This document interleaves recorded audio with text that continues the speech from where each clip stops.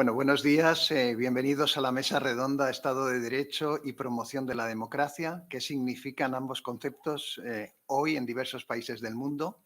Esto forma parte de un proyecto financiado por el Ministerio de Asuntos Exteriores que, bajo la dirección de Lourdes López Nieto, realiza FAES, y la idea es que el concepto de democracia nuevamente está bajo discusión, y para ello pues, se van a realizar una serie de mesas redondas para analizar de una manera comparada qué se entiende en distintos países y particularmente en sus gobiernos acerca de qué significa la democracia y qué es el Estado de Derecho. Yo creo que la cosa tiene bastante actualidad, ¿no? Como podemos ver en cualquier día en España en las noticias, particularmente pues, después de las elecciones de julio pasado.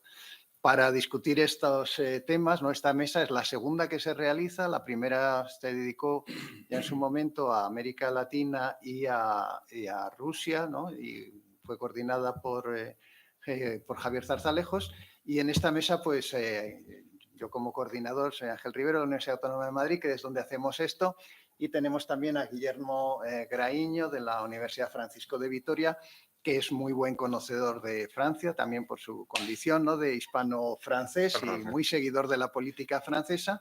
Y tenemos a Jorge del Palacio, que es un especialista en Italia, que ha hecho muchas estancias de investigación, particularmente en el Instituto Europeo de Florencia, y que conoce también muy bien la realidad política italiana. Bueno, el debate sobre la democracia yo creo que es una cosa que a los que somos un poco mayores nos ha sorprendido, porque la última década del siglo XX y la primera del siglo XXI vinieron caracterizadas por una definición única de democracia. La democracia se entendía la democracia constitucional o la democracia liberal, y sin embargo nos encontramos ahora que el debate sobre la definición de democracia pues nuevamente está sobre la mesa. Durante el tiempo de la Guerra Fría existía frente a la democracia constitucional o liberal pues las llamadas democracias populares, que en realidad pues constituían dictaduras, pero había una discusión, ¿no?, sobre qué era o qué no era democrático, y en fin, la calificación de democrático se disputaba entre los dos grandes universos políticos de aquella época, ¿no? Tras la caída de la Unión Soviética, la democracia adquirió una definición única. Y, sin embargo, ahora volvemos otra vez a esta discusión, no solamente fuera del mundo occidental, sino también dentro del mundo occidental y, en particular, dentro de la Unión Europea, ¿no? Hay países en la Unión Europea donde sus gobernantes pues, hablan de que frente a la democracia liberal hay una democracia superior, que es una democracia iliberal, que está inspirada en la idea de una soberanía, ¿no?, una democracia definida como la voluntad del pueblo y no ya como un mecanismo de limitación del gobierno y protección de los derechos, ¿no? Yo creo que esto queda ejemplificado de la mejor manera, ¿no?, en la declaración conjunta ruso-china de Xi Jinping y Vladimir Putin del 4 de febrero de 2022, donde, bueno, voy a leer aquí un trocito antes de dar la palabra a nuestros participantes, ¿no?, donde estos dos autócratas definieron la democracia de esta manera, ¿no? La democracia es un valor universal y no el privilegio de un número reducido de estados, y su promoción y protección es una responsabilidad común de la entera comunidad mundial. La democracia se ejerce en todas las esferas de la vida pública dentro de un proceso nacional que refleja los intereses del pueblo, su voluntad, protege sus derechos, satisface sus necesidades y defiende sus intereses. No hay una única norma universal que pueda guiar a los países para establecer la democracia. Una nación puede elegir las formas y métodos para desarrollar la democracia que mejor se ajusten a su estado particular, fundadas en su sistema social y político, su historia, tradiciones y características culturales únicas. Y terminan. Únicamente le corresponde al pueblo de un país decidir si su Estado es democrático, ¿no? Yo creo que esto señala, ¿no?, una relativización importante del concepto de democracia y la adjudicación del calificativo de democrático, de acuerdo con esta doctrina, pues a cualquier sistema político, ¿no? Porque aquí, en este caso, estos autócratas se convierten ellos mismos en los portavoces del pueblo que define la democracia, ¿no? Entonces, bueno, mi primera pregunta para Jorge del Palacio, yo creo que esto nos vuelve a una discusión antigua, ¿no?, pensando en Giovanni Sartori, ¿no?, y su defensa, ¿no?, de que existía un único concepto de democracia, y otros autores, ¿no?, más bien orientados hacia la izquierda, que definían la democracia de una manera pluralista, ¿no?, como Sylvie Macpherson o David Hell, ¿no?, ¿Qué piensas tú sobre este debate? ¿Tú crees que todavía podemos sostener que hay un único tipo de democracia o debemos aceptar este pluralismo relativista en relación a las democracias? Bueno, buenos días. En primer lugar, muchas gracias a la Fundación FAES por organizar este acto, a Lourdes López Nieto, que lo dirige, a Ángel Rivero, que lo modera. Es un placer volver siempre a casa, ¿no? Donde nos doctoramos y, bueno, de vez en cuando pues está bien renovar el compromiso con esta institución. Bueno, lo que es interesante, como has hablado de Giovanni Sartori, es que hubo un tiempo, ¿no?, a partir de los 90, donde el concepto de democracia, bueno, parece unívoco, y un montón de libros como La teoría de la democracia, etcétera, pues parecían que ya no tenía sentido volver a leerlos, ¿no? Porque parece que hablaban de un mundo pues, que no existía, porque la preocupación de Giovanni Sartori, claro, era la de delimitar y circunscribir muy bien el concepto de democracia liberal frente a lo que delante se llamaba democracia popular, ¿no? Es decir, que había dos conceptos de democracia en disputa y toda la teoría política lo que trabajaba era para definir muy bien qué era democracia liberal como el único modelo de democracia válido. Y lo curioso es que hoy volvemos a leer esos libros y tienen completa validez. O sea, hay que volver a rescatarlos porque estamos de nuevo en un debate en el cual cuando uno dice, bueno, yo soy demócrata, pero ahora hay que preguntar, pero ¿de qué tipo de democracia me estás hablando, no? Porque, bueno, ¿cuál es el...? O sea, tenemos que volver a preguntar, bueno, pero en esa democracia, ¿cuál es el papel de las libertades? ¿Cuál es el papel del pluralismo? ¿Cuál es el papel de la soberanía? Porque nos encontramos con que hay conceptos de democracia en los cuales, en vez de precisamente apoyarse, ¿no?, en los derechos individuales, en la separación de poderes, el pluralismo como elementos indispensables, está emergiendo un concepto de democracia que se enfrenta precisamente a esos elementos, ¿no? O sea, que ve el pluralismo no como un elemento enriquecedor, sino como un elemento erosionador, ¿no?, de una voz homogénea del pueblo, que ve todos los mecanismos de separación de poder no como salvaguardas y garantías, sino como problemas para, a la hora de poder desarrollar, como se dice, la soberanía plenamente, ¿no? Entonces, estamos en un momento, yo diría, trágico políticamente, pero muy interesante desde la ciencia política. Guillermo, ¿tú tienes alguna cosa que decir sobre esta discusión, sobre la Bueno, definición única de democracia y la vuelta del pluralismo en la definición de las democracias?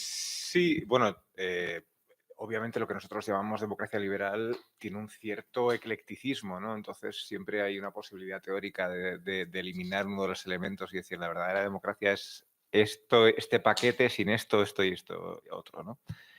Pero si os acordáis, Ángel y Jorge, pues en finales de los 90, todavía a principios de los 2000, precisamente los departamentos de ciencia política, cuando había terminado la Guerra Fría, había un debate importante respecto a si la democracia auténtica era la democracia directa o la democracia participativa, ¿no? Yo me acuerdo cuando nosotros hacíamos el doctorado aquí, pues había una proporción muy importante de alumnos, una proporción muy importante de proyectos de investigación, adjudicados, etcétera, que se dedicaban a darle vueltas precisamente a si no estaremos viviendo en una engañifa, ¿no? Porque la democracia auténtica es la democracia directa, ¿no? Entonces, bueno, esta pulsión ya estaba un poco antes en el mundo académico, ¿no? Lo que ha cambiado, en mi opinión, es que, claro, ahora esto ya no se dedican los académicos a estas ideas, sino los políticos.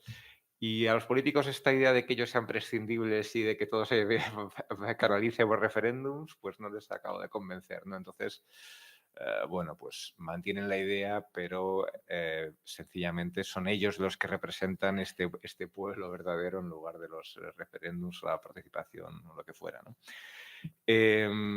Claro, es verdad que cuando los padres de la democracia moderna pues empiezan a diseñar los regímenes que vivimos hoy, en el fondo, ¿no?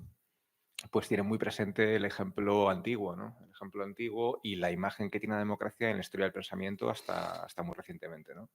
Esta imagen es la de que la democracia es un régimen profundamente inestable, imposible de controlar, donde las pasiones del pueblo acaban en el desastre o en la derrota o en los tiranos, ¿no? Y, claro, todos estos elementos que acompañan a la cuestión propiamente del principio de mayorías, a las democracias liberales son instrumentos diseñados para no caer en lo que parecía pues la tragedia del gobierno del pueblo, ¿no? Y es que pues, era profundamente inestable, irracional, etcétera, ¿no? estos elementos que se van incorporando para incorporar gobernabilidad o para que sea efectivamente viable un gobierno del pueblo y que pueda en una sociedad moderna pues funcionar más o menos, bueno, pues siempre, casi desde su comienzo, han sido acusados por algunos pensadores o por alguien como ser en realidad una sordina o una forma de callar, ¿no?, la verdadera voz del pueblo, ¿no? Esto va a estar siempre ahí. Entonces creo que, bueno, es un elemento del argumentario contra las democracias liberales fácil y siempre a disposición de, pues, de los demagogos, ¿no? No, no. Muy interesante, Guillermo. La verdad que nos abre muchas discusiones y nosotros, como tenemos que centrarnos en el tema, perdona supuesto. que no las sigamos todas tus Sí, sí, sí. sugerencias, pero yo creo que apuntan en una dirección que es también uno de los ejes centrales del proyecto, y es la cuestión del Estado de Derecho, porque aquí, en lo que has dicho, en estas cautelas, ¿verdad?, en estas críticas que se hace a la democracia liberal, está justamente en el núcleo, ¿no?, la idea de que la democracia liberal es un gobierno moderado, es un gobierno limitado, y ahí es donde aparece el Estado de Derecho, ¿no?, como aquellos límites infranqueables al ejercicio de una soberanía colectiva, ¿no? Claro. Yo creo que me parece que en esta nueva, no sé qué os parece, ¿no?, en esta nueva redefinición de la democracia en un sentido pluralista, pues aparece también la idea de que deben desvincularse, ¿no?, Sí. democracia y Estado de Derecho, ¿no? Si nosotros atendemos a lo que dice la Constitución española, ¿no?, pues España se constituye en un Estado social y democrático de derecho que propugna como valores superiores de su ordenamiento jurídico la libertad, la justicia, la igualdad y el pluralismo político. La soberanía nacional reside en el pueblo español, del que emanan los poderes del Estado, ¿no? Yo creo que aquí hay una vinculación en la Constitución directa, ¿no?, entre el Estado de Derecho y la idea de la soberanía del pueblo, y me parece, ¿no?, que ahora lo veremos un poco más adelante, ¿no?, quizá no tanto en los países donde nosotros nos encontramos, pero también, ¿no?, por fuerzas realmente con mucho poder político intentan esta desvinculación, ¿no? Y el Estado de Derecho descansa, digamos, en tres pilares fundamentales, que son el respeto por la jerarquía de las normas, la igualdad de los ciudadanos ante la ley y la separación de los poderes ejecutivo, legislativo y judicial. Yo creo que en esto que ha dicho Guillermo, cuando se discute la democracia liberal en el presente, ¿no?, democracia constitucional, pues se está poniendo un poco en tela de juicio esto, ¿no? Y en relación a los países que nosotros vamos a comentar hoy, aquí España, Italia y Francia, ¿no?, pues esto, yo creo que hay una percepción en la opinión pública, ¿no?, de que estamos en un tiempo de un cierto declive democrático, ¿no? Si nosotros ignoramos, ¿no?, las críticas pluralistas a la definición de democracia y aceptamos que hay un único concepto de democracia y que sí que hay una horma que nos permite evaluar todos los países, ¿no?, pues inmediatamente nos dirigimos a los índices internacionales de democracia, ¿no?, bueno, de Freedom House, de Libertad, o de Democracy Index de Economist, y ahí encontramos que esta percepción de cierto declive democrático, pues aplicado a estos países de los que vamos a hablar hoy, no resulta tan evidente, ¿no?, porque, digamos, de una manera relativa en relación a lo que ocurre en el resto del mundo, pues estos países siguen teniendo una alta calidad democrática, ¿no? Yo creo que es muy interesante. El índice de Freedom House del 2003 señala que el país más libre de estos tres, de Francia, España e Italia, es justamente Italia, lo cual contradice en cierta medida cierta, digamos, estado de la opinión pública española. Aunque si vamos al Democracy Index de Economist, pues vemos que Francia y España cierran la lista de las full democracies, son el número 24, ¿no?, con la misma puntuación, justo raspando, ¿no?, porque realmente hay un umbral que es los 8 puntos que señala el ser o no una full democracy, y España y Francia están en el 8.07. O sea que, y también una cosa interesante, el desempeño de España desde 2006 ha sido declinante en su calidad de la democracia. O sea que ahí, sin haber abandonado la full democracy, salvo, curiosamente, en el año 2021, donde España pasó a ser una democracia defectuosa, justamente cuando se había formado un gobierno de aquellos que iban a regenerar la democracia y mejorarla. No es la única vez que España, desde que se creó el índice, estaba fuera de las full democracies, lo cual es interesante. Francia también ha estado mucho tiempo fuera de las full democracies, particularmente por sus leyes antiterroristas. Y Italia tiene una calificación más modesta de un 7,69, lo cual hace que al no alcanzar el 8 pues sea una democracia defectuosa, pero sin embargo está muy cerca del umbral, ¿no?, que le permitiría ser una democracia plena, ¿no? Entonces, bueno, quería saber si esta yo creo que esta percepción extendida en España, incluso aquellos que están digamos, en el oficialismo, pues perciben, ¿no?, que hay una sensación de declive democrático. Y ahora vamos a empezar con Guillermo. Sí. ¿Existe algo parecido en Francia o no? Sí, bueno, en primer lugar porque en el mapa político francés, digamos que los argumentos revisionistas cada vez tienen un papel más importante en la opinión pública, ¿no? Es decir, que la visión más o menos oficialista o ortodoxa de lo que es una democracia liberal es dudada por más porcentaje de población francesa de lo que es dudada por en la población española. Eso estoy convencido y completamente seguro, ¿no? Dicho esto, es verdad que hay algunos elementos estructurales en Francia, en el sistema francés, que hace que esta acusación a la democracia liberal de ser contramayoritaria, ¿no?, pues tenga una particular intensidad en Francia, ¿no? En primer lugar, bueno, particularmente desde la Quinta República y desde pues, el régimen instaurado en el 58, ¿no? En primer lugar, porque, bueno, pues por la famosa cuestión, que no es por el elemento liberal, sino por el elemento republicano, de que el presidente pues, es una figura con demasiadas atribuciones o con unas atribuciones llamativamente omniabarcantes para un sistema democrático, ¿no?, por así decir. Pero sobre todo por la cuestión de acabar con la proporcionalidad y hacer el sistema a dos vueltas, ¿no? Porque, en mi opinión, psicológicamente, eso, bueno, claro, los electores son muy específicos en sus preferencias, una primera vuelta y tal, pero casi todos votan en una segunda vuelta contra el candidato que no quieren ni locos que llegue al gobierno, ¿no? Entonces, es verdad que esto psicológicamente produce una impresión en la gente de que no votan a quien quieren, que hace que los presidentes, muchos de ellos, sean bastante impopulares, ¿no?, de media más impopulares que los españoles, ¿no? Aunque ahora Macron no está muy mal, ¿no?, por lo que muy mal para lo que es Francia, ¿no? Por lo que vi tenía ahora mismo un 29-28% de aprobación, ¿no? No obstante, bueno, pues para que os hagáis una idea de lo importante que es para ser presidente en segunda vuelta el voto que uno pues acumula de aquellos que no quieren bajo ningún concepto que el contrincante llegue al poder. Chirac en el año 2002 ganó la segunda vuelta con un 82%, pero pasó a la segunda vuelta con un 20% de los votos. Es decir, cuando Chirac ganó en el 2002 fue un presidente que había tenido un 20% de votos en la primera vuelta, ¿no?, y que fue súper impopular después a lo largo de su mandato, ¿no?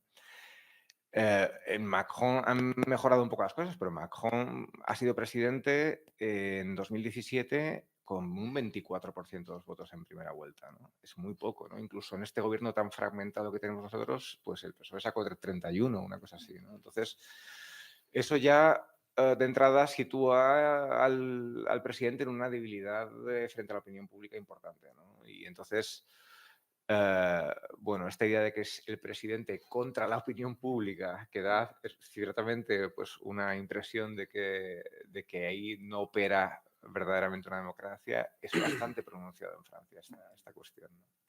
Muy bien, muchas gracias, Guillermo.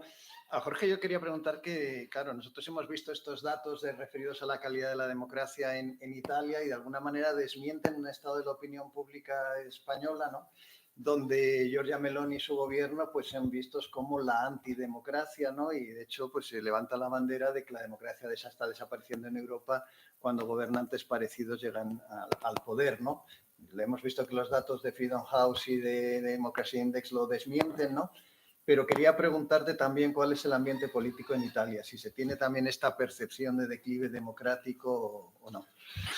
Bueno, la verdad es que, claro, cuando Giorgia Meloni jura el cargo como presidente del Consejo de Ministros, lo hace en el centenario de la marcha sobre Roma, ¿no? Claro, viniendo de un partido, ¿no?, que tiene el pasado que tiene o tiene los vínculos históricos que tiene, no ideológicos, ya hablaremos de eso. Pues bueno, la verdad es que los ríos de tinta y de fantasía que se escribieron sobre la segunda marcha sobre Roma, vamos, la gente se puso ciega, ¿no?, a hablar de ese tipo de cosas. La realidad hoy Es que Meloni está haciendo un ejercicio muy interesante de travestismo ideológico, porque realmente ya está tratando de construir un partido conservador desde el poder. Hay que tener en cuenta, para engarzarlo con lo que estabas diciendo, en Italia la sensación de que la democracia hay algo que no funciona está muy presente en la opinión pública. Y solamente tenemos que ver cómo desde los últimos gobiernos que se han sucedido son partidos de nueva formación. O sea, Movimiento 5 Stelle, la Lega de Salvini, que es un partido nuevo con sus particularidades, y Fratelli d'Italia, que era un partido que en las elecciones de 2018 alcanzó el 4,35% de los votos y ahora ha alcanzado el 26%, ¿no? En un sistema, además, en el cual hay la crisis de representatividad de los partidos se ha venido solucionando con gobiernos técnicos, haciendo que los presidentes de la República tengan que intervenir muchísimo más, ¿no? Recurriendo también a gobiernos técnicos como el de Mario Monti y como el de Mario Draghi, ¿no? Entonces, eh, 5 Stelle hizo la oposición a Mario Monti en 2013, 2011-2013, se llevó, digamos, en las elecciones la victoria, y lo que ha hecho Fratelli d'Italia ha sido hacer una oposición a Mario Draghi, capitalizar ese voto de esto no lo hemos votado nosotros, esto es un gobierno técnico que no hemos votado, pero luego, curiosamente, ahora ha asumido la mayoría de sus consensos. O sea, uno de los más interesantes digo politológicamente, claro, Fratelli d'Italia era un partido que tenía la misma retórica que otros partidos radicales sobre Europa como una estructura totalitaria, la cárcel de los pueblos, la cárcel de las naciones, pero llegado al poder resulta que coloca como ministro de Exteriores a Tajani, del Partido Popular Europeo, ¿no? Es decir, rápidamente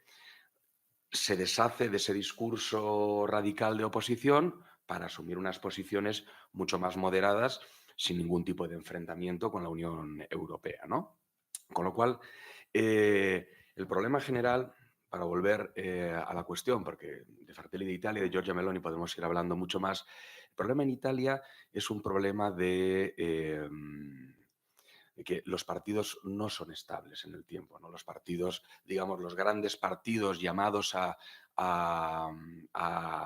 sostener el sistema en la derecha y en la izquierda, hace por lo menos desde 2008, cuando ganó Berlusconi las últimas elecciones, han dejado de ser los canalizadores de la mayoría y se van sucediendo alternativas, ¿no? Apareció Matteo Renzi con una votación, con una popularidad y un consenso tremendo, desapareció, apareció el Movimiento 5 Stelle, desapareció, apareció este fenómeno Salvini, desapareció.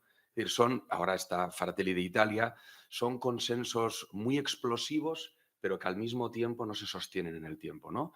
Y eso es lo que yo creo que Giorgia Meloni está ahora tratando de contener, es decir, que no sea una estrella fugaz que llega al poder y que tiene que volver a dejar su sitio. Y para eso está, como digo, pero ya hablaremos de esto, reconstituyendo su partido desde el poder, tratando de pasar de un partido pues, populista radical a hacer un partido más conservador, un conservadurismo más establishment.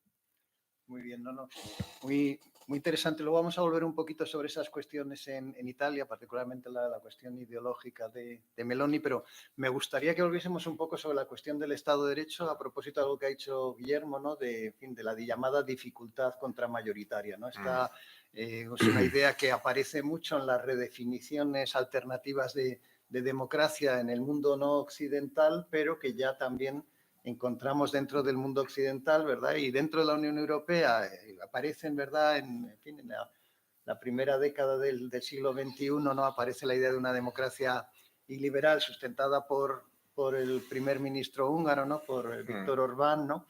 Pero que también tú has señalado cómo esto no es tanto una novedad en el terreno académico, porque de alguna manera en la academia, con el hundimiento de la Unión Soviética, apareció una idea de reformar la democracia liberal en un sentido mejorado, que era justamente acabar con estos límites a través de la discusión de la democracia participativa. Y Y yo creo que esta cuestión, ¿no?, de lo contramayoritario no solamente aparece en el mundo académico, aparece en la frontera oriental de la Unión Europea, sino que lo tenemos aquí también en casa, ¿no? Es interesante que esta es una polémica, la de, en fin, de la llamada dificultad contramayoritaria, que aparece en los años 50, 60 en los Estados Unidos de América, con la idea de que cuando el Tribunal Supremo, ¿no?, el Tribunal Constitucional de los Estados Unidos, declara inconstitucional una ley, de alguna manera se está socavando a los representantes legítimos del pueblo en su capacidad legislativa. Esta es la idea que aparece, ¿no? La idea de que, de alguna manera, un órgano no electivo está poniendo límites al ejercicio de la soberanía popular, ¿no? Es interesante que, bueno, ahora si queréis entramos en este asunto, ¿no? Pero curiosamente en los Estados Unidos de América, digamos que ha migrado, ¿no?, esta dificultad contramayoritaria desde el sistema judicial al sistema legislativo. Ahora lo que aparece más bien es que el sistema legislativo está legislando en un sentido contramayoritario. Yo creo que eso tiene bastante aplicación en España, ¿no? Lo digo, por ejemplo, cuando uno gana unas elecciones diciendo que va a hacer una cosa, ¿no?, y después hace la contraria, ¿no?, y afirma que esa decisión representa la soberanía nacional, ¿no? Hay una, digamos, se ha desacoplado, ¿no?, la voluntad expresa de los electores y se ha convertido ese voto, ¿verdad?, se ha utilizado con otros propósitos de una manera que puede claramente calificarse de contramayoritaria, ¿no? Y lo que me preocupa no es únicamente que esto haya ocurrido en el ejercicio del gobierno, ¿no?, estas tendencias contramayoritarias, ¿no?, sino que también tienen de alguna manera cierto refrendo intelectual. Eso me parece muy preocupante porque puede encontrarse, ¿no?, en la ideología y no es una cosa contingente. O sea, muchas veces tendemos a pensar que lo que está ocurriendo en sociedades como la española es el resultado de una contingencia, el resultado de unas elecciones que exigen una matemática parlamentaria determinada, pero creo que detrás, y ahora os pregunto vuestra opinión, pero antes quería leeros una cita, si vosotros pensáis que en Francia, en Italia, esta idea contramayoritaria, ¿no?, está sirviendo para, de alguna manera, socavar la relación entre el Estado de Derecho y la democracia, ¿no? Por ejemplo, aquí en España, ¿no?, un señor que fue asesor, ¿no?, de Rodríguez Zapatero, de Pedro Sánchez, y que ahora gravita en la órbita de Sumar, ¿no?, y que es un catedrático de Universidad Español, ¿no?, pues escribió justamente en el tiempo de la segunda mayoría absoluta de Orbán en Hungría en 2010, ¿no?, que a partir de entonces Orbán ha encadenado 4 victorias seguidas, pero en aquel tiempo, justamente cuando se estaba formulando el concepto de la democracia iliberal y llevándolo a cabo, pues se escribió no sé si calificarlo de panfleto o libro, ¿no?, porque tiene una definición, un estatuto, el mismo libro se define de una manera como un estatuto ambiguo, ¿no? Es un libro que no quiere ser académico, pero tampoco quiere ser un panfleto. Es un libro de difícil catalogación que se llama Más democracia, menos liberalismo, o sea, que podría haberlo escrito directamente Víctor Orbán, ¿no?, donde allí se dicen cosas interesantes, ¿no? Pues hay un capítulo que se llama Los jueces contra el pueblo, ¿no? Se discute la idea de que los jueces tengan el monopolio de la interpretación constitucional, ¿no? Se pone en cuestión, ¿verdad?, que pueda haber límites constitucionales a los deseos de la mayoría de la población y sus representantes, ¿no? O sea, que de alguna manera, ¿no?, lo que estamos viendo en el presente, pues ya se había convertido en un programa ideológico hace mucho tiempo y que curiosamente coincidía con procesos parecidos también dentro de la Unión Europea, ¿no? Por ejemplo, leo literalmente, ¿no?, en muchas democracias los tribunales tienen el monopolio de la interpretación constitucional. Son estos, por tanto, quienes en última instancia deciden acerca de la constitucionalidad de las leyes. Se trata de una limitación muy fuerte a la democracia, pues una ley que tenga un apoyo muy amplio en la sociedad y en los partidos políticos puede quedar anulada simplemente porque unos jueces así lo estimen oportuno, ¿no? Entonces dice en este libro, es un libro que es de un asesor político, que tiene un peso político importante, que incluso tiene detrás de sí a fundaciones de bancos, o sea, un señor con un poder político importante, ¿no?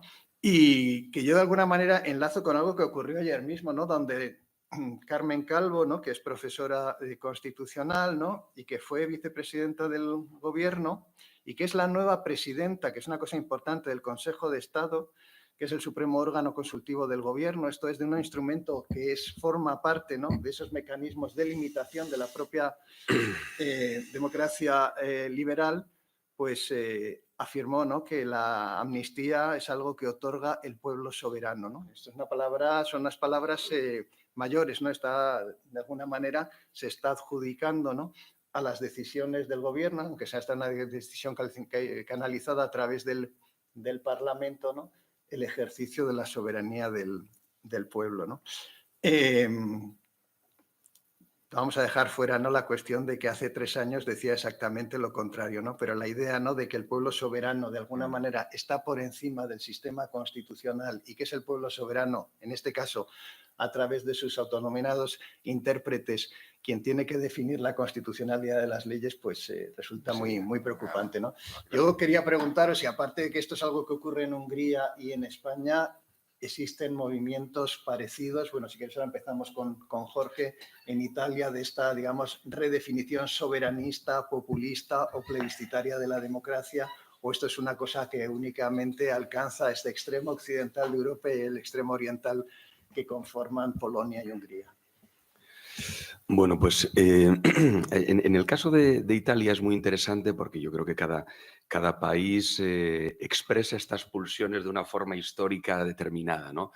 Y ahí es verdad que, del mismo modo que Fratelli d'Italia ha realizado, o sea, un giro moderado, ¿no?, en su forma de plantearse con el mundo, es decir, que ya no utiliza toda esa retórica contra las élites globalistas, contra la Unión Europea, etcétera, pero mantiene una pequeña, ¿no?, o importante pulsión populista, recuperando un tema muy clásico de la derecha, ¿no?, de la derecha italiana y sobre todo de la derecha de la que viene Meloni, y es que la voluntad popular está secuestrada por los partidos, la partitocracia, ¿no? Es decir, que la democracia degenera de forma natural en partitocracia y, por lo tanto, los partidos pues, se las componen en el Parlamento para dar pie a gobiernos o leyes que no reflejan la voluntad popular. Entonces, Meloni, que lo llevaba en el programa electoral, quieren proponer una reforma, no sé cuál es el grado de avance que está, pero la idea es la elección directa del presidente del gobierno, precisamente para evitar una cuestión en la que no le falta un punto de razón, ¿no? Es decir, la derecha italiana lo que dice es, bueno, aquí el PD, que sería aquí el PSOE, nadie sabe cuándo ganó una elección por última vez, pero siempre gobierna. Porque llega algún tipo de pacto y siempre cuenta presidentes de la República que vienen de esa tradición y ve con mejores ojos, ¿no? Entonces, claro, eso ha cebado la idea, ¿no?, de que la derecha italiana cree que hay un popolo di destra, pero que cuando llegan las elecciones ahí se produce una distorsión, ¿no?, por la cual nunca terminan gobernando ellos. Entonces, ahora que han llegado al gobierno, Meloni lo que quiere hacer es precisamente introducir una reforma por la cual se puede elegir de manera directa al presidente del Consejo de Ministros, que es complejo, porque claro, eso quita atribuciones al presidente de la República, ¿no? Y también para ello es un mecanismo muy interesante de compactar izquierda y derecha, porque la Constitución del 48 en Italia, ¿no?, como tiene esa valencia antifascista, claro, la izquierda la ha hecho suya, olvidando que en gran medida es objeto y obra de De Gasperi y del Partido Democristiano. Pero eso sirve para compactar porque cualquier retoque de la Constitución, si per se ya era entendido como un ataque al espíritu antifascista de la Constitución, si lo hace el partido de Giorgia Meloni, ya eso, bueno, pues miel sobre hojuelas, ¿no? Pero eso a Meloni le sirve también para compactar la derecha, que es el trabajo que ella está haciendo ahora, porque ese 24%, 26% de los votos es un voto prestado. O sea, al día siguiente de las elecciones todo el mundo se preguntaba, bueno, ¿y ahora qué pasa? ¿Que toda Italia es post, neo o fascista? No, no es un voto prestado, porque no creen en Salvini, Berlusconi ya no estaba y ya no está, con lo cual la gente de la derecha dice, bueno, pues esta señora es nueva, tendré que votarle a ella, no voy a votar a la izquierda. No hay que entender que hay gente que decide votar a la derecha y dice, bueno, pues si este es el caballo ganador, le voto ahora, ¿no? Pero ya, digamos que mientras se ha moderado en muchas cuestiones, aquí parece no renunciar. E insisto, la idea es de matriz populista también, ¿no? Pero es la idea de que el pueblo no decide. O sea, con el sistema que tenemos, el pueblo no decide. Con lo cual, el pueblo tiene que elegir al presidente del Consejo de Ministros y a partir de ahí, ¿no?, se constituirá el gobierno. Muy bien, Jorge, muy interesante. Bueno, en Francia también, digamos que el sistema de partidos de la Quinta República se ve asediado en sus extremos por movimientos que también de alguna manera levantan esta idea de una democracia directa o de una verdadera democracia del pueblo. ¿Cómo lo ves tú, Guillermo? Sí, fíjate, bueno, tenía apuntado por aquí la última encuesta que salió hace un par de semanas, en la cual Rassemblement National tiene 28%, NUP tiene 24%, ¿no? O sea que las dos primeras fuerzas son la derecha radical y la izquierda radical, ¿no? Y mientras que el partido Macron, un 19%, los republicanos 11%, es decir, que vamos, republicanos y Macron suman un 30%, mientras que las dos fuerzas radicales suman un 52%, ¿no? Bastante impresionante, ¿no?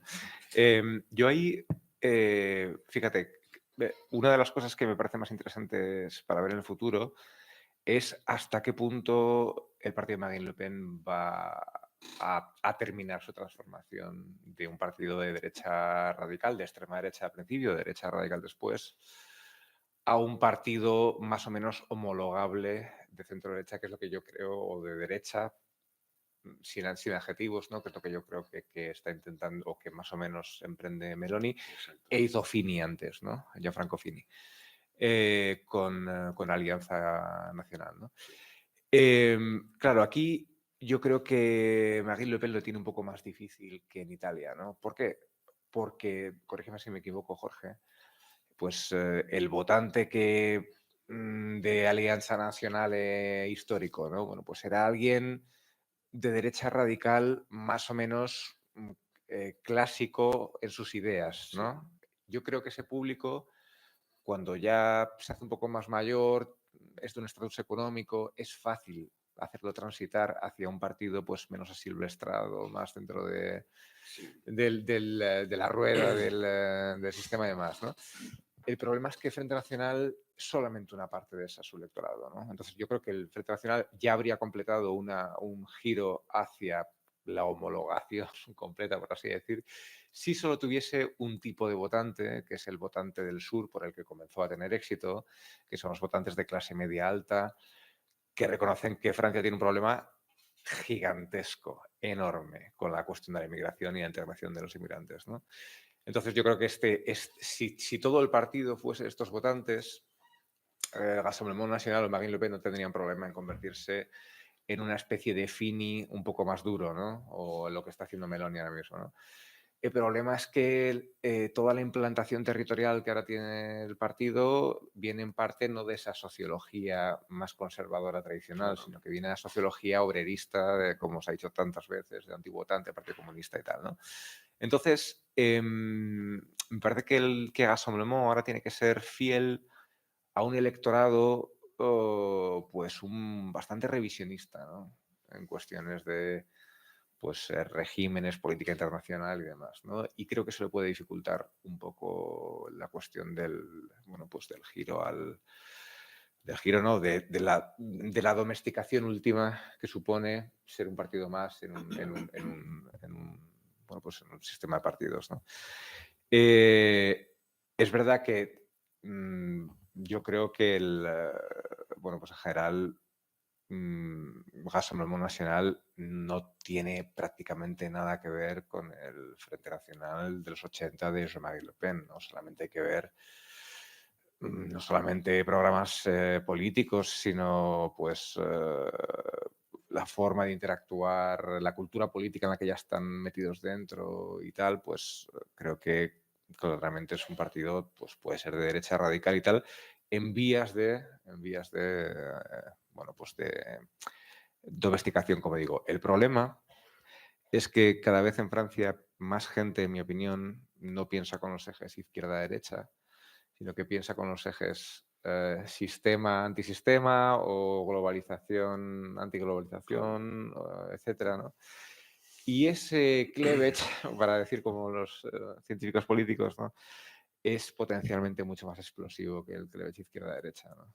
Porque en el cleavage izquierda-derecha tú puedes meter a la gente más o menos dentro de algo razonable, pero ese otro cleavage es mucho más asilvestrado, ¿no? Y entonces creo que Rassemblement Nacional tiene muchos votantes que lo votan a pesar de que está en la derecha, pero por su posición tan fuerte en esta otra en esta otra fractura, ¿no? Entre los que piensan que, bueno, pues que la globalización es un proceso impulsado por actores intencionalmente con muy malas intenciones y demás. ¿Podría añadir una cosa, Ángel? Sí, por supuesto, no sé, quería que hiciésemos un poco de interacción ahora. Pues claro, precisamente, o sea, como vemos a todos estos partidos como hermanos, porque, bueno, básicamente comparten un discurso, ¿no? Pero, por ejemplo, el caso de Giorgia Meloni y de Fratelli d'Italia, Giorgia Meloni está siendo un canalizador de una repropuesta del eje izquierda-derecha como separadores, ¿no? Así, por ejemplo, como Salvini sí es un populista puro y no le importa como un corsario ir a por los votos de la izquierda, Fratelli d'Italia Claro. no. Porque Fratelli d'Italia tiene una ideología que toca, ¿no? Arrebato al anticomunismo. Y ellos juegan muy claro en que el pueblo bueno es el de derecha y el malo es el de izquierda, ¿no? Comunismo, anticomunismo. Eso está operando, eso no operaba en Salvini. Salvini era mucho más desprejuiciado, mucho más parecido a lo mejor la capacidad de tocar el tema de la inmigración, A Marine Le Pen, ¿no? mucho más cercano a Marine Le Pen, ¿no? Y además que Meloni tiene todos los incentivos del poder, ¿no? Es decir, que los partidos, pues bueno, pueden ser vehículo de principios, pero entre otras cosas lo que buscan es conquistar el poder y mantenerse. Y se ha dado, cuando hablabas de la sociología del votante de Marine Le Pen, por ejemplo, Fratelli d'Italia ha hecho una cosa, es el fruto, el éxito de Fratelli d'Italia de un cambio radical en su votante.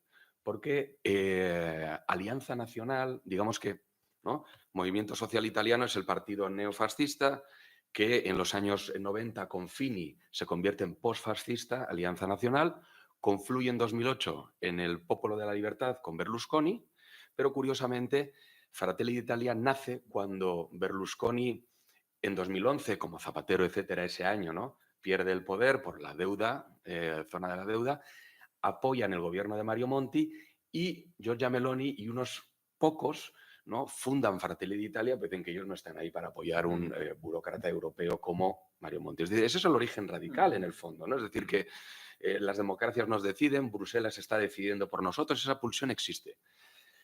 Pero era un partido que era estatalista, asistencialista, no era un partido liberal ni neoliberal y encontraba sus votantes en el sur de Europa. Hoy la base de poder de Giorgia Meloni está en el norte de Italia, porque el asistencialismo ya lo ha cogido el movimiento 5 estrellas con esa política del crédito de ciudadanía y por eso Giorgia Meloni pues habla de bajar impuestos, cosa que no hacía antes Alianza Nacional. Son los antiguos votantes de Berlusconi, ¿no? Efectivamente, o sea, ella sabe que Berlusconi no está, la estrella de Salvini empieza a declinar, por eso es muy increíble. Dijo el otro día que estaba abierta al reconocimiento de regionalidades diferenciadas. O sea, eso, o sea, en el ADN ideológico del neofascismo, del postfascismo, donde el Estado centralista, ¿no? Que era... A Berlusconi le saltaban por los aires las coaliciones porque Bossi, el de la Liga Norte, no podía ver a Fini. Siempre por la cuestión de que la Liga Norte le pedía el referéndum para las regionalidades diferenciadas y Alianza Nacional decía que nada, un Estado centralista y punto, ¿no? Regiones, etcétera. Ahora Meloni no tiene ningún problema en empezar a hablar de eso, bajar impuestos. No quiere chocar con Europa porque sabe que el votante del norte de Italia es la zona próspera y lo que quiere es, no quiere problemas con Europa, quiere flexibilidad y quiere que se ejecuten los fondos europeos, no quiere una persona que esté insultando a la Unión Europea ni al mercado global, ni al globalismo, etcétera, ¿no? O sea que una transformación de partido muy interesante, yo creo. Bueno, yo para que intentemos empezar a hacer alguna comparación, ¿no? Entre los tres casos que nos han convocado aquí, no sé a ver si estáis de acuerdo con esta conclusión a la que llego después de escucharos, ¿no? Y es que en Italia y en Francia tenemos electorados muy radicalizados, ¿no? Muy extremistas, que han retirado su apoyo a los partidos tradicionales, en Italia desde hace ya mucho tiempo, en Francia más recientemente, pero hemos visto que han desaparecido los partidos socialistas, que la derecha italiana también se ha desvanecido, que los republicanos están en una situación comatosa, ¿no? Y, sin embargo, tenemos gobiernos en estos países que son moderados y que finalmente se convierten en gobiernos que a través del ejercicio del gobierno, una cosa distinta sí, sería, bueno, renacimiento, ¿no? Hablaríamos de ese movimiento, etcétera, etcétera, ¿no? Pero el ejercicio del gobierno por parte de Meloni, sí. Fratelli d'Italia, ¿no? Y, sin embargo, en España yo creo que tenemos el proceso inverso, ¿no? Tenemos, después de las elecciones de julio, una gran concentración nuevamente en el voto de los dos partidos sistémicos, un deterioro muy grande, ¿no?, del apoyo electoral a los partidos extremistas, ¿no?, a los partidos separatistas, a los partidos de extrema izquierda, y sin embargo tenemos una radicalización sorprendente en el gobierno. ¿Vosotros pensáis que esta comparación tiene sentido, no? Sí, yo creo que sí tiene sentido, ¿no? En el caso italiano, 2008 son las últimas elecciones en las cuales los dos principales partidos, que entonces era Forza Italia y el PD, sumaban más del 80% de los votos. Desde entonces, estos partidos ya no tienen capacidad de convocar grandes mayorías, sino que se ven abocados a jugar, montar coaliciones con otros partidos, pero que, curiosamente, como tú dices, cuando llegan al ejercicio del poder se moderan, ¿no? Por ejemplo, el gobierno que se monta en 2018 con Salvini y el Movimiento 5 Estrellas, este es un ejemplo más de Salvini va por libre. O sea, Salvini, en cuanto puede llegar al poder, no tiene ningún problema en romper la coalición de la derecha y decirles a Berlusconi y Meloni, yo me voy, monto un partido porque este es el primer gobierno populista de la historia. Pero luego ni hubo Italexit, ni se puso en duda el euro, es decir, mucha retórica. El problema que sucede en Italia es que ya se ha convertido en norma que el partido que gana las elecciones es aquel que deslegitima hasta los fundamentos últimos el sistema. Con lo cual, cuando llega al poder, pero se encuentra con un sistema político en el cual pues, el apoyo a la democracia, el apoyo a los partidos, los liderazgos, pues son muy magmáticos porque ellos mismos los han destruido antes de llegar, ¿no? Entonces, eso sucede ese mecanismo. Francia. Bueno, yo en general, Ángel, creo que los problemas de Francia son infinitamente más graves y más profundos que los que tiene España, ¿no? Es verdad que la cuestión de Cataluña va a estar ahí siempre, ¿no? Y las cuestiones que nosotros tenemos territoriales van a ser un problema político con valles y picos, ¿no? Pero el problema de Francia está más metido en el tuétano, en el alma de la vida social, ¿no? Porque es un país completamente desintegrado socialmente, de verdad, ¿no? Y eso me parece que crea un campo de ebullición que además con la cultura política de un país particularmente explosivo, ¿no? Pues pinta un futuro, la verdad es que muy preocupante, ¿no? Sabéis que pues ha habido autores que han hecho estudios sobre la cuestión de las fracturas francesas, la sociología francesa, cómo está destruida, y que utilizan pues los mapas de voto para pintar esta división, este abismo que separa los dos países, y es impresionante realmente, ¿no? Impresionante. Es un país dividido en su alma como no lo está España. España me parece un país bastante integrado socialmente todavía, ¿no? A pesar de las divisiones, del mal humor en la conversación política, ¿no? Entre unos y otros y tal, no tiene nada que ver con la fragmentación francesa, ¿no? Un ejemplo, en las últimas presidenciales francesas, Macron gana en las grandes ciudades de Lyon, París, Burdeos, todos los grandes núcleos urbanos donde hay la clase media alta urbana, pues con un 80, 85, 75 en la que menos, 90, ese es su porcentaje, ¿no? Marine Le Pen gana en la mitad de los municipios de 1.000 a 5.000 habitantes, por ejemplo, ¿no? O sea, hay una ruptura del país total y absoluta, ¿no? Entonces, bueno, pues por ejemplo, Jérôme Fourquet escribió el libro tantísimo éxito de los archipiélagos, ¿no?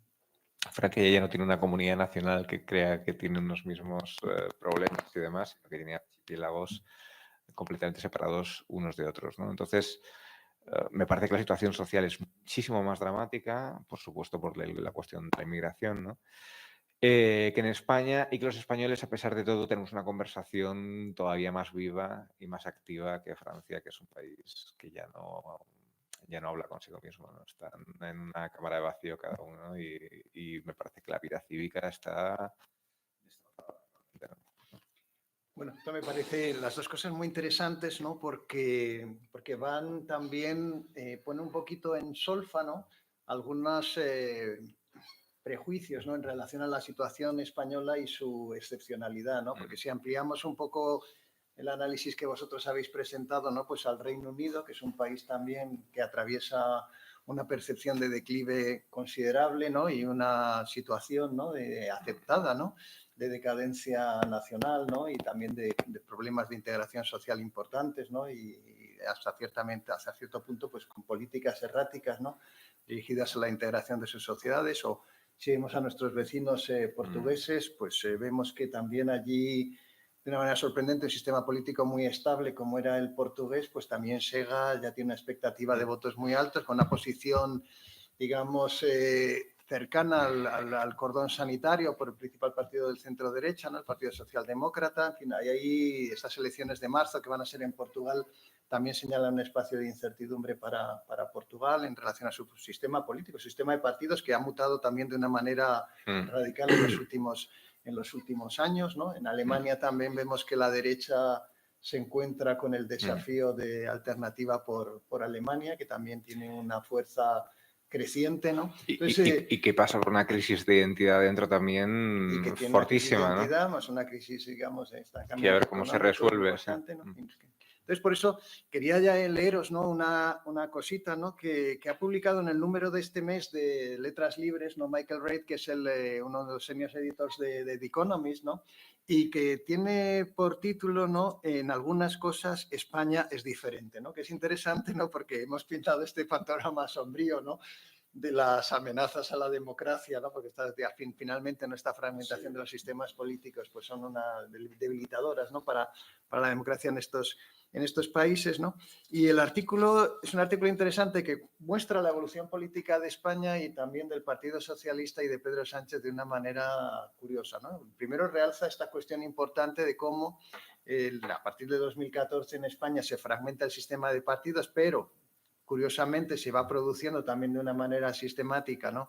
Y continuada una nueva convergencia, ¿no? En el centro político por parte de los electores y, sin embargo, ¿verdad? El Partido Socialista pues acepta la política de bloques, que era la política populista del mensaje original de Podemos, ¿no? Dividir esencialmente la sociedad en pueblo, oligarquía y crear unas alianzas adversarias como manera de entender el poder político, ¿no? Y, claro, Red señala que lo sorprendente de esta evolución es que en cualquier otro país europeo, nos dice, ¿no? El presidente del gobierno habría sido descabalgado por su propio partido, ¿no? Bueno, en el caso de Inglaterra, pues digamos que es el grupo parlamentario que tiene la capacidad, ¿verdad?, de acabar con la carrera del primer ministro. Evidentemente aquí las reglas son diferentes, ¿no? Y califica el gobierno que ejerce Pedro Sánchez dentro de su propio partido de estalinista, ¿no? Considera que tiene un ejercicio estalinista dentro del poder político, ¿no? Pero la cosa importante es la conclusión a la que llega, ¿no? Y esto me gustaría que me dijerais algo sobre esto, ¿no? Porque de alguna manera tengo la sensación, hemos hablado, ¿no? De cómo la democracia liberal era un concepto hegemónico de democracia, ¿no? Como de alguna manera estos libros de Sartori señalaban el estado de la cuestión sobre la democracia y ahora nuevamente en su dimensión militante se convierten en libros importantes, ¿no? Y lo que dice Red, que es interesante, es que la democracia en España no corre peligro, o sea que quiere decir que Pedro Sánchez, al parecer, no va a acabar con la democracia en España, pero sí que ha dañado gravemente el Estado de Derecho, ¿no? La idea misma de que se pueda desvincular este diagnóstico me parece interesante, ¿no? ¿Pensáis entonces vosotros que estamos en una situación, ¿no?, en la que la definición de democracia liberal que hacía que este vínculo Estado de Derecho y democracia fuese indestructible, porque no podía haber democracia sin Estado de Derecho, está en cuestión? Bueno, también me interesa saber si este diagnóstico de si España es tan diferente o no es tan diferente, pero me importa también cómo un crítico que forma parte de una revista liberal, digamos de izquierda, más o menos moderada, liberal, pues ya ha aceptado esta idea de que por un lado va la democracia y por otro va el Estado de Derecho. ¿Vosotros qué reflexión nos plantea todo esto? Yo creo que además por los dos lados, ¿no? O sea, aquí creo que no tenemos que echar solamente la culpa a las facciones más radicales de los partidos radicales en los sistemas en los que estamos, ¿no? Porque por un lado es verdad que hay cada vez más gente considera que el Estado de Derecho o los añadidos que no provienen de la idea meramente democrática, pues son pues una engañifa para que no gobierne el pueblo y para que esté la élite, y que el mundo es bueno, pues el mundo en el fondo puede reducirse a una conspiración, ¿no? De unos cuantos y tal. Esta idea es venenosa bueno, pues para la democracia, porque la democracia, para funcionar efectivamente y en sociedades como las que estamos, es obviamente una democracia liberal con Estado de Derecho, ¿no?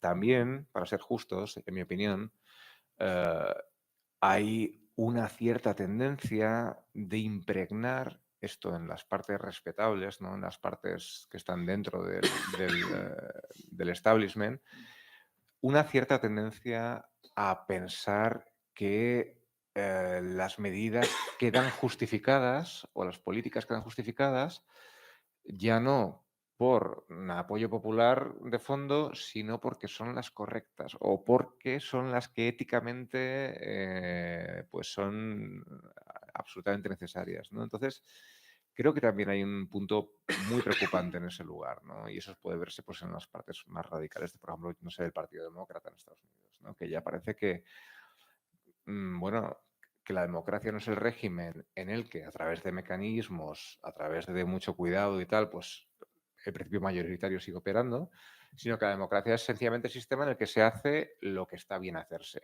Y lo que está bien hacerse puede ser, pues, derechos, los nuevos derechos, el ecologismo, el no sé qué, ¿no? Entonces, también hay un peligro por ahí en ese lado, ¿no? Pero creo que hay una escisión completamente de las dos ideas, ¿no? Y que tendríamos que volver a unirlas. ¿Tú cómo lo ves? ¿Por qué? Bueno, yo sí creo que al menos desde que empieza esta ola populista por la izquierda y por la derecha, pues ya no sé si es 2008, 2010, 2000 tal, ¿no? Me ha gustado mucho lo que ha dicho Guillermo al principio, porque es verdad que yo he dicho que a partir de la caída del muro de Berlín, pues ya parecía todo muy claro en torno a la democracia liberal, pero es verdad que ese empeño por mejorarlo, ¿no? Terminó jugando a la deslegitimación también, ¿no? Porque claro, la democracia liberal dice, bueno, esto es lo que hay, pero no nos parece lo suficientemente participativa, pero no nos parece, ¿no? O sea, había cierto, hay un hilo, ¿no? Hay un hilo de la crítica marxista a la democracia burguesa que nunca muere y aparece con distintos nombres. Curiosamente, en la izquierda y en la derecha, ¿no? No solamente en la izquierda. Y sí que llegamos aquí con, por ejemplo, como se ve en el caso italiano, cuando aparecen las instituciones más valoradas, no siempre el Papa, el presidente de la República, los policías, pero los últimos, los partidos y los políticos. Entonces, claro, a nosotros que nos dedicamos a esto, a veces incluso nos cuesta diseccionar muy bien cuáles son las partes de cómo funciona una democracia, ¿no? Si nos preguntásemos en la calle qué es una democracia o qué es una democracia liberal, cómo se vincula con el Estado de Derecho, pues yo creo que las respuestas nos llevarían a la nostalgia o a la pena o a la tristeza. ¿No? Exacto, como para pensar que en todos nosotros existe la sutileza y la capacidad de ver cuáles son los mecanismos que si lo tocamos un poco podemos hacer que el coche se desequilibre y salga, ¿no?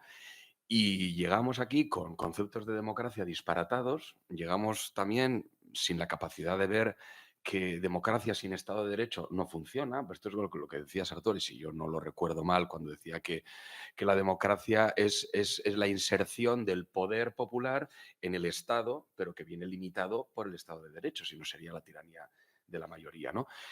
Y si no fuese poco, pues claro, como tenemos estas ideas tan peregrinas como la que ha señalado Guillermo, que la democracia, pues le exigimos todo, o sea, le exigimos la salud, el bienestar, la felicidad. Claro, la democracia te da lo que te da, es un mecanismo para constituir gobiernos de manera regulada y de modo que se cumpla también ese objetivo moral del autogobierno colectivo, ¿no?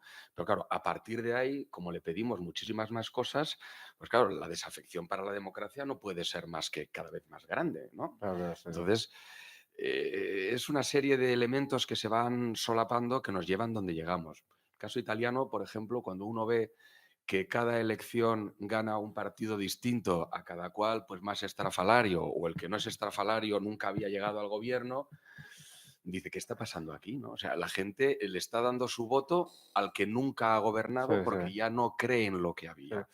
Y eso a veces puede llevar a aciertos, pero normalmente lo que expresa es que el sistema de partidos, los liderazgos políticos, la opinión pública no terminan de encajar. Pero tú fíjate que si uno mira las declaraciones de gente como Errejón o las ideas que tienen los votantes de partidos de ese tipo, ¿no? Pues para ellos, bueno, pues lo dice él, ¿no? De democracia es que vaya al hospital y que no tenga que esperar en el pasillo, básicamente. Eso es democracia para mí, ¿no? Bueno, claro, de eso depende. Yo creo que no tiene mucho que ver, ¿no? Las democracias son exitosas en que tú esperes poco en el pasillo, pero no vamos a definir la democracia de esa forma, ¿no? Entonces, aquí hay una cierta confusión de que creen que como la democracia el pueblo decide y el pueblo quiere que haya abundancia, si no hay abundancia es que no se ha dejado al pueblo decidir. Hombre, no. ¿No? O sea, no se tiene una varita mágica en la realidad social, ¿no? Entonces, eso, claro, eso es hipercorrosivo para una cierta apreciación de los regímenes en los que vivimos. ¿Sí? Creo que Sartori tiene alguna página, si yo no me equivoco, también, cuando dice que la prueba de fuego de la democracia es que funciona está en la pobreza, ¿no? Es decir, que los estados de bienestar al final van generando una expectativa en los ciudadanos que se traslada a los partidos, que los partidos hacen suya demagógicamente para ganar las elecciones y luego no hay retorno, ¿no? Las cosas siguen sin arreglarse. Y eso genera progresiva desafección, pero que quizás el problema está en que estamos pidiendo demasiado a la democracia, que la democracia es un método, ¿no? No una varita que te produce la felicidad. Dominique Stapper tiene un libro súper interesante sobre esto, ¿no? El concepto de democracia presidencial, cómo ha sido nocivo para que la gente percibiese cuáles son los mecanismos y bueno, cómo afecta a sus vidas que vivan en democracias liberales, ¿no? Sí, pero la trampa en los debates es importante. En España lo vemos, por coger el caso de España, cuando se plantea qué es una democracia. Claro, si tú escuchas lo que dicen los de Podemos y los de Sumar, pues claro, la democracia es pues, el reino de la abundancia, con lo cual todo lo que no sea eso señala un problema, la democracia liberal. Lo mismo que cuando se enfrentan los conceptos de monarquía y república, ¿no? La monarquía es lo que ellos quieren y la república es pues la felicidad absoluta, ¿no? Pero nadie les ha escuchado decir si quiere una república presidencialista, semipresidencialista, ¿qué harían si, por ejemplo, un señor como Aznar se presenta y gana? Porque entonces, ¿qué pasa? Que el mecanismo no ha funcionado, el pueblo no se le ha escuchado. Claro, los debates están completamente intoxicados. Entonces es muy difícil, ¿no? Abrir que se abra paso. Bueno, cambiando un poco de tercio, pero también con cosas que han salido, ¿no? Yo creo que, en fin, en estas mesas redondas siempre se espera un poco de prospectiva, ¿no? Porque se supone que el científico político pues es una especie de futurólogo y esto, bueno, ha hecho que se degrade la imagen del politólogo como un charlatán, cosa que ahora ya da lugar a divertidas burlas, ¿no? Que se pueden ver en YouTube, ¿no? Pero sí que me atrevería a que si hicieseis un diagnóstico, habéis dicho algo, ¿no? Los dos, ¿no? Ahora si queréis el que prefiera empezar, ¿no? Sobre una reestructuración del sistema de partidos muy profunda en los dos países. Eso evidentemente está en curso. Lo que no sabemos también es dónde va a acabar, ¿no? Porque claro, hay una incertidumbre alta, ¿no? En el caso de Francia, ¿no? Tú, Guillermo, nos has señalado, ¿no? De qué manera pues el Rassemblement Nacional ha concluido o está a punto de concluir su desdemonización, ¿no? Sí.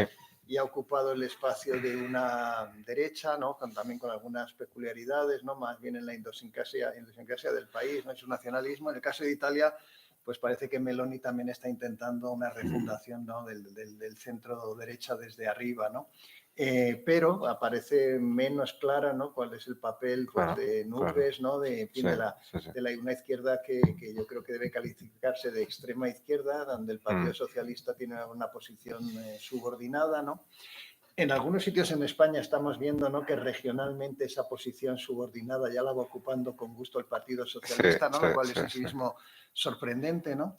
En el caso de Italia, el Partido Democrático tiene un carácter distinto, ¿no? Digamos que el radicalismo ha desaparecido y, sin embargo, es un partido de centro-izquierda moderado, etcétera, etcétera, ¿no? Bueno, quería que me contaseis un poco hacia dónde va Francia, si la Quinta República va a mutar en algo diferente o no, si se puede decir algo con fundamento, ¿no? Más o menos que no se niegue la realidad sin hacer futurología propia de politólogo de televisión, ¿no? Y otro tanto, pues, para Italia, ¿no? No, yo no hago futurología en absoluto, ¿no? Sí que puedo decir que yo, a mí personalmente, lo que más expectación espero, lo que espero con más expectación y que creo que va a ser muy determinante es, en primer lugar, de aquí a las siguientes elecciones, cuál es el rumbo que va a tomar Marine Le Pen en la configuración ideológica de su partido. Creo que eso va a ser absolutamente determinante, ¿no? Y cuando se llega a las elecciones, y en parte dependiendo de eso, ¿cuál va a ser todavía el voto negativo, el voto de reacción en contra que en la segunda vuelta puede despertar Rassemblement, ¿no? Porque si nosotros nos miramos en los datos, bueno, pues el Frente Nacional y Rassemblement Nacional han llegado 3 veces a segunda vuelta, ¿no? La primera con Chirac, dijimos, acabó 81-19, ¿no? 81-19. En la segunda con Macron, pues si no recuerdo mal, creo que lo tengo por aquí, ¿no? Pero acabó algo así, Macron ganando con 67%, ¿no? Así, con lo cual ya una disminución importante, ¿no? Y en las últimas ganó con un 58%. Si hacemos la proyección tal, es que toca ya o en las próximas o en las siguientes, ¿no? Habría que ver si la alerta antifascista tiene un suelo y ese suelo de la alerta fascista ya se ha tocado y ese suelo va a estar ahí para impedir que Marine Le Pen sea presidente, ¿no? Pero está por ver, ¿no? Porque, para empezar también, porque Rassemblement National ya es parte del paisaje político francés. Es imposible estar conviviendo con un partido 40 años ya metido en las instituciones, en la vida cotidiana política del país, y seguir teniéndole miedo como se tenía antes, ¿no? Entonces, ese también ha sido un factor muy importante. Está por ver también cómo se va a tomar Macron, bueno, pues digamos que los últimos años, que tradicionalmente son los años en los cuales el presidente de la República Francesa puede hacer lo que quiera o puede hacer cosas más de espaldas a la opinión pública, porque es ahí cuando puede convertirse en impopular y hacer lo que deba para el medio y largo plazo del país, ¿no? Eso está por ver también, porque, bueno, pues la calle en Francia ahora mismo con el gobierno está hiperinflamable, cualquier cosa puede hacer saltar la convivencia y bueno, pues solo veo una grandísima incertidumbre porque ya digo, los bloques de los partidos cada vez se separan más y se separan sobre cuestiones que en mi opinión son bueno, más peligrosas, ¿no? que las cuestiones que separan a la eje izquierda-derecha. Un poco de futurología. Bueno, yo me acuerdo cuando los politólogos empezaron a ir a la tele, a la radio y a los periódicos, ¿no? Yo me he aprovechado de esas cosas también, uno tiene que pagar las facturas, pero 10 años, yo creo que 10 años después debemos admitir que lo de la ciencia política y la politología ya, o sea quiero decir, entraron en los medios porque se creía que ahí, ¿no?, venía el conocimiento objetivo, ¿no? Que el periodista era alguien que estaba a sueldo y que, bueno, podía decir hoy una cosa, mañana otra. Eran opiniones, ¿no? Así, con decirlo con Platón, y el politólogo venía con la doxa, ¿no? Pero bueno, ya está claro, o sea, hemos desmitificado la ciencia política absolutamente. Bueno, yo creo que el sistema político italiano es fluido, está en redefinición, ¿no? Lo que los italianos llaman la Segunda República, que realmente no hay una cesura constitucional, tiene que ver porque salta por los aires el sistema de partidos en el 92-94, con todo aquello de Tangentopoli, que desaparece la democracia cristiana, y en general los 5 partidos, lo que se llama el pentapartito, ¿no?, Democracia Cristiana, Partido Socialista, que habían gobernado Italia desde los 80. Eso salta por los aires y eso se reconstruye con este partido llamado el PD, ¿no?, que es la izquierda en Italia, pero que siempre hay que explicar una cosa muy curiosa, ¿no?, que es un partido que hace políticas socialdemócratas, pero que nunca se denomina socialdemócrata, porque está constituido por antiguos miembros del Partido Comunista y el ala izquierda de la democracia cristiana, ¿no? Lo que llaman el socialismo cristiano. Entonces, este partido está en una crisis profundísima porque tuvo sus mejores resultados con Matteo Renzi, pero a partir de ahí entra una crisis brutal, a pesar de lo cual siempre suele estar gobernando. Y ahora tiene una líder, ¿no?, que se llama Ellie Schlein, que bueno, juega a un partido de los derechos, ¿no? Los derechos, la reclamación de derechos. La cuestión está en que en el año 2013 se produce el final del bipolarismo que había traído derecha e izquierda con un partido reconocibles como Partido Popular y Partido Socialista, ¿no? Porque surge el movimiento 5 estrellas, entonces se empieza a hablar de una competición tripolar, con 3 polos, ¿no? El populismo, izquierda y derecha. Pero yo creo que hoy eso ya ha sido reabsorbido, porque el movimiento 5 Stelle, que siempre tenía a gala decir que era postideológico, que no era de izquierdas ni de derechas, ¿no?, y que lo había además puesto en práctica, primero porque no hacía coalición con ningún partido y luego porque ha hecho coalición con Salvini y con el PD. Pero parece que su espacio natural ya es siempre ir con el PD. Con lo cual, igual que aquí hay PSOE-Sumar, allí ya siempre es PD más Movimiento 5 estrellas, ¿no? Que es una cosa extraña, o sea, porque no puede calificarse directamente como, no sé, no. Sus líderes políticos no son como los de Sumar, que tú empiezas a ver, o los de Podemos, empiezas a ver su genealogía y te aparecen todos directamente en el Partido Comunista, en las juventudes del Partido Comunista, o anarquistas o anticapitalistas, ¿no? Esto es una cosa extraña, pero digamos que van conformando por la fuerza de los hechos lo que sería un polo progresista, mientras que en la derecha, con la salida de Berlusconi, sigue estando la Lega, Forza Italia y Fratelli d'Italia, pero yo creo que va a una configuración de, por un lado, el PD con el Movimiento 5 Stelle y por el otro será Fratelli d'Italia con la Lega.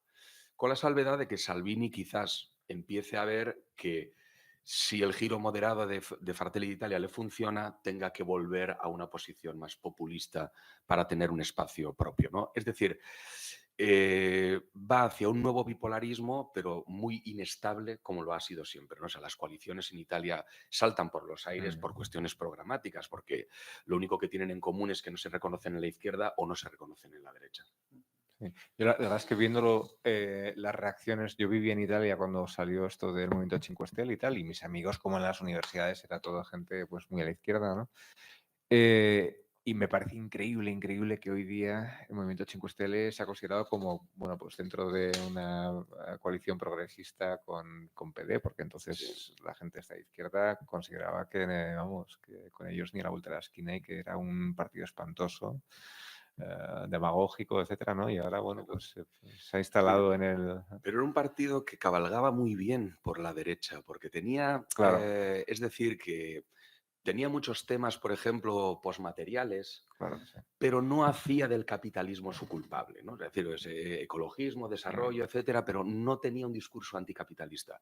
Y luego, por otra parte, en sus momentos iniciales absorbe toda la crítica contra la llamada la partitocracia, ¿no? De hecho, sus líderes, además, muchos venían de familias, ¿no?, de Alianza Nacional, de movimiento y tal, con lo cual, con ese discurso contra los partidos cabalgaba muy bien, sin tener que ofrecer nada más. El problema es cuando llegas al poder y tienes que empezar a tomar decisiones que te van ubicando en un lado. Entonces, esa frescura del inicio, que decían, nosotros vamos a abrir, decían, el Congreso como una lata de sardinas, ¿no? O sea, pero era un radicalismo que no se instalaba, por ejemplo, en un santoral de raíz comunista. Entonces, ese radicalismo pues gustaba a los que venían de la izquierda, como también gustaba al radicalismo de la derecha, ¿no? Que decía, bueno, ya por fin aquí hay unos tíos que dicen, se acabaron los partidos que están secuestrando a la nación y su voluntad. Sí, sí.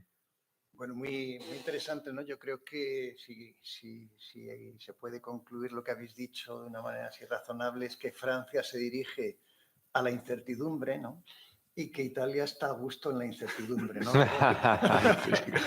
así, Muy bien, ¿no? muy bien puesta. Bueno, yo quería cambiar un poco de tercio porque yo creo que hay un tema que es también que toca a estos 3 países, ¿no? España, Francia e Italia, ¿no? Que es el del separatismo, ¿no? En España es muy evidente, ¿no?, que es verdad que el Partido Socialista siempre tuvo una posición, bueno, Jorge lo tiene muy estudiado, ¿no?, en relación a la cuestión nacional, y ha basculado de ser un partido nacional, un adjetivo que ahora ya se utiliza poco, ¿no?, Claro. y se habla más bien de estatal, ¿no?, y se ha trasladado, ¿verdad?, a las regiones a la nacionalidad, ¿no? El Partido Socialista, bueno, digamos que brevemente ha tenido un proyecto nacional y ahora se dirige más bien a la cuestión plurinacional, y para ello ha buscado en los partidos desleales al sistema, pues sus socios preferentes con el ánimo de garantizar la gobernabilidad del país, lo cual en sí mismo es una cuestión paradójica, ¿no?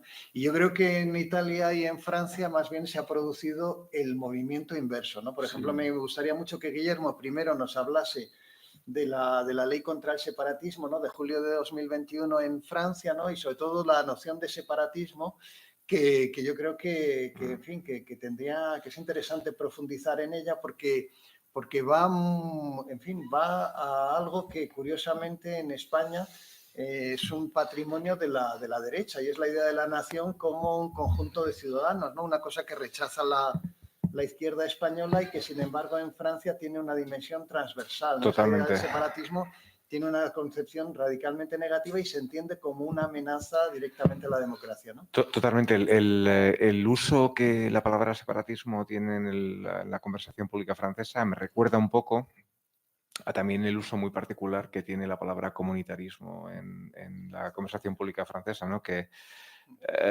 es profundamente peyorativo por, yo creo, una tradición de la cultura política francesa tan republicana y que no tolera ningún competidor a la comunidad nacional de ciudadanos, ¿no? Entonces, precisamente cuando se quiere hablar del islamismo radical, por ejemplo, del terrorismo, de la gente que está radicalizada contra Francia, se habla de separatismo, lo cual es bastante curioso, ¿no?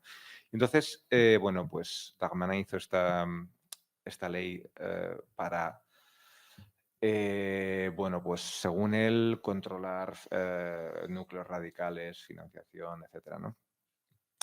Lo más curioso es que primero es que el gobierno, cuando en los debates que se produjeron con esta ley, utilizaba muy explícitamente, señalaba muy explícitamente al islamismo, al islam y al islamismo radical, ¿no? Lo cual nos habla, para empezar, de cómo ha cambiado la cultura política en Francia, un poco empujada por la realidad y por el Frente Nacional, ¿no?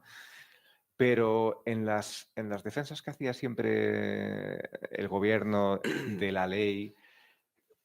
Por cierto, acababa de ocurrir el asesinato de Samuel Paty, el profesor asesinado por mostrar a alumnos las caricaturas de Mahoma, con lo cual la verdad es que lo tenía un poco a huevo, ¿no?, de poner en la opinión pública la idea de que, bueno, pues aquí hay unos núcleos radicales religiosos que hay que controlarlos y que detrás de ellos se esconde un proyecto de una separación radical de un grupo de radicales de la sociedad, ¿no?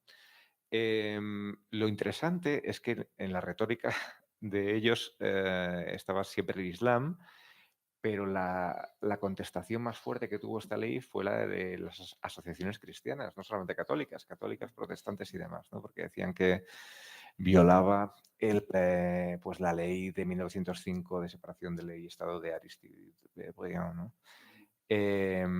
Mientras que el gobierno decía que no, que esta ley representaba precisamente el espíritu de aquella ley adaptado a los nuevos tiempos, ¿no?, y donde se ponía particular énfasis en la cuestión del financiamiento extranjero para algo tan sensible como el culto, ¿no? Y ahí sí que salía el lenguaje republicano duro, ¿no?, de decir, no, el Estado, o sea, el culto es algo tan importante para un Estado que tenemos y podemos perfectamente controlar de dónde vienen los dineros, cómo se organizan y demás, ¿no? O sea, que fue un debate bastante interesante. Por cierto, Rassemblement Nacional se abstuvo en la votación de esa ley, no votó en contra.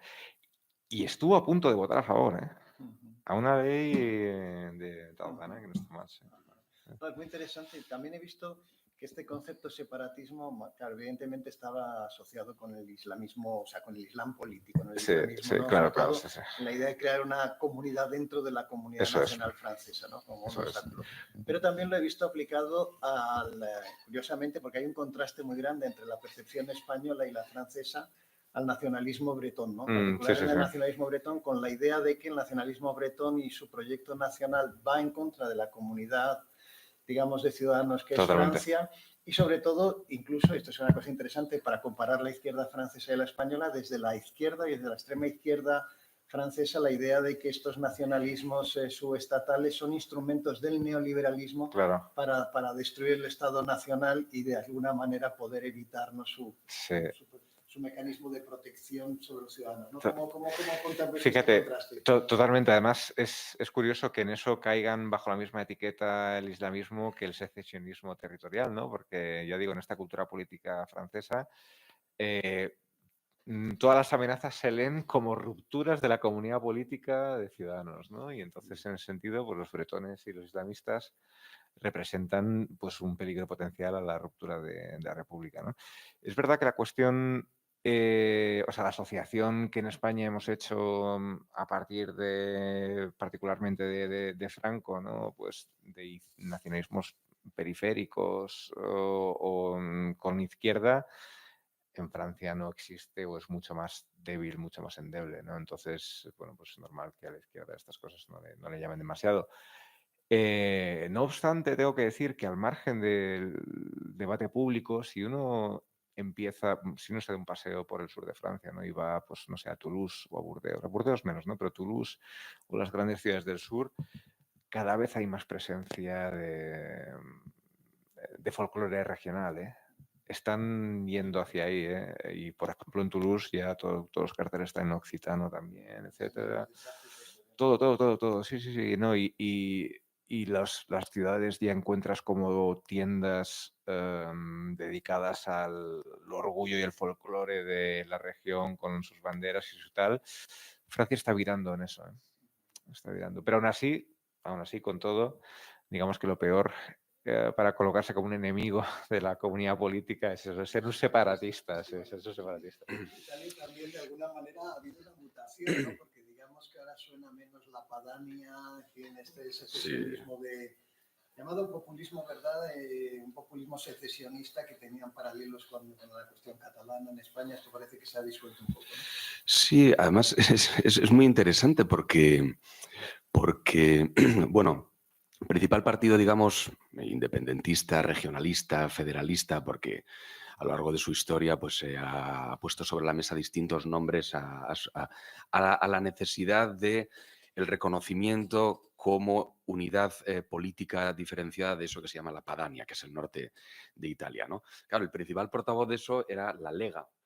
Lo que pasa es que Salvini en 2013 ve un vacío en la derecha y hace un experimento que le sale bastante bien, y es que le quita, ¿no? La Lega, antes era Lega Nord, y ahora la Lega solo se llama Lega, porque él hace un nuevo partido con vocación nacional, ¿no? O sea, el ejemplo podría ser, pues como si el PNV mañana ve que no hay una derecha articulada en España y dice, pues en adelante yo me voy a presentar en todo el territorio nacional. De todas formas, eso habrá que ver cómo termina, ¿no? Porque es un cambio muy radical dentro del partido, pero el partido sigue manteniendo su modelo original en el norte, en las regiones en las que gobierna, ¿no? Con lo cual, si mañana Salvini terminase su carrera política, no sé si le secundarían, ¿no? Digamos que la Lega Nord sigue teniendo una base territorial muy fuerte en el norte, pero fuera de ahí es el carisma de Salvini el que ha movido, ¿no? Sí. Pero desde luego que es un cambio completamente radical de vestirse, ¿no? Bossi decía, yo la tricolor la utilizo para limpiarme el culo. O sea, eso Salvini no lo hace. Pero, Salvini se viste de militar italiano, de futbolista italiano, y la bandera de Italia bien presente, ¿no? No, te iba a decir que eso de, o sea, este giro que dio Salvini, que yo creo que no se llegó a completar del todo porque entró Meloni y ya Meloni era la que representaba a la derecha italiana fuerte y tal, pero este giro de Salvini, en mi opinión, muestra cuán débil comparado con España, es la cuestión territorial, los problemas territoriales en Italia, ¿no? No, Que, no, bueno, porque te quiero decir, para nosotros es inimaginable que exacto. de repente llegase Puigdemont, ¿no? Y se convirtiese en el líder de un partido por España sin inmigración y tal, ¿no? Es impensable, ¿no? Sí, es verdad, pero fíjate que, por ejemplo, eso ha generado, cuando la prensa española habla de Italia, claro, Salvini, en sus momentos de mayor pujanza electoral, pues era presentado, claro, pues, la extrema derecha, tal. Yo escribí un artículo, este señor no dice nada que no dijese Umberto Bossi. Lo que pasa es que como Umberto Bossi lo refería a la Padania, pues ya gustaba a nuestros nacionalistas o regionalistas, lo que sea, ¿no? Basta que ahora lo mismo, o sea, el mismo lenguaje contra la inmigración, la xenofobia, etcétera, pero ya es aplicado a Italia, entonces ya es un mini Mussolini, un tal, ¿no? O sea que eso también. Pero la cuestión interesante en Italia respecto a la cuestión regional es el profundo carácter nacionalista que ha tenido siempre la izquierda, ¿no? Porque en España siempre se dice, bueno, es que la izquierda tiene una relación complicada con los símbolos nacionales, la cuestión nacional, por el franquismo. Bueno, pero también en Italia ha pasado el fascismo, ¿no? Claro, sí. Y Emilio Gentile tiene un libro sobre los discursos nacionales en Italia, no recuerdo ahora el nombre, pero es muy curioso porque dice que Togliatti, el presidente, es el secretario del Partido Comunista, dice, es el último heredero del discurso nacionalista del Risorgimento.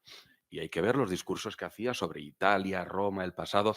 Es verdad que era una sobreactuación, porque el Partido Comunista en el campo occidental, para no ser acusado de ser un súbdito de Stalin, pues tenía que sobreactuar como nacionalista, pero es una tradición propia, ¿no? Cuando lees a Gramsci y está fascinado con el capítulo 26 del Príncipe, ¿no? El Príncipe para él es el partido, es el que tiene que crear una nueva voluntad nacional. Y todos los debates en Italia siempre han sido que el federalismo ha sido una cuestión de la derecha y se ha visto como un enemigo de la comunidad nacional entendida como instrumento de integración social. Entonces, la izquierda italiana pues luego simpatizan con el nacionalismo catalán y el vasco, pero luego hacia adentro no verás nunca ningún apoyo. De hecho, me parece que, no recuerdo cuándo fue el referéndum que se hizo para una nueva federalización del Estado italiano, que lo perdió la derecha, porque se lo exigió Bossi a Berlusconi. Y el problema de la derecha era que la cuestión nacional hacía saltar las coaliciones, porque Alianza Nacional, que eran los herederos del neofascismo, no querían saber nada de un Estado federal, ni regionalizado, ni nada por el estilo. Pero esos debates eran internos de la derecha, una derecha centralista frente a una derecha tal, ¿no? Pero no están en la izquierda. Y luego hay una cosa muy curiosa también, hay en el Subtirol, etcétera, hay pequeños partidos regionales de inspiración católica. Es decir, que la subsidiariedad y la idea, bueno, pues como hubiesen sido en el origen, pues el PNV y todos estos partidos, ¿no? Y partidos que desde una visión católica del mundo, pues creen que pues el regionalismo es bueno porque expresa una realidad natural, ¿no? Que viene, pues como el mundo era. Pero ese mundo de regionalismos, federalismos, etcétera, es de la derecha, no está en la izquierda. Bueno, lamentablemente estamos llegando ya a nuestro final del tiempo, ¿no? Y creo que vale la pena poner una conclusión, ¿no? Que este proyecto que dirige Lourdes López Nieto pues, está financiado por el Ministerio de Asuntos Exteriores con el propósito de promocionar el Estado de Derecho y la democracia. Nos hemos encontrado con que ahora no sabemos si las dos cosas van juntas, ni si la democracia que creíamos, ¿verdad?, si teníamos una definición pacífica, pues todavía se sostiene. Entonces me gustaría que para concluir nos hiciese una pequeña reflexión sobre si se puede separar democracia y Estado de Derecho, ¿no? Y si asistimos realmente a una redefinición que aspira a ser hegemónica de la democracia en el presente, ¿no? En nuestras sociales, en Francia, Italia y en España, ¿no?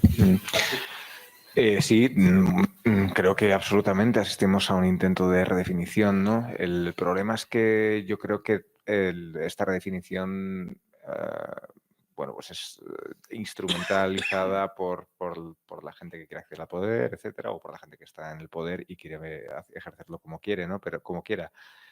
Pero creo que en la práctica política, pues bueno, va a ser... creo que no es tan fácil que deterioren o que degeneren democracias bastante establecidas, ¿no? En ese sentido. Entonces, Bueno, es verdad que se están presentando amenazas en el discurso muy duras contra la democracia, pero bueno, habrá que ver en qué se transforma eso en las políticas efectivas de estos partidos que calientan a sus seguidores, ¿no? También creo que es fundamental no olvidarse de ninguna de las dos patas, ¿no? Como decía antes, ni de Estado de Derecho ni de democracia, que las dos van juntas, ¿no? Está mal quien cree que la democracia es solamente, pues eso, un dispositivo para que gobierne la mayoría y todo lo demás nos sobra.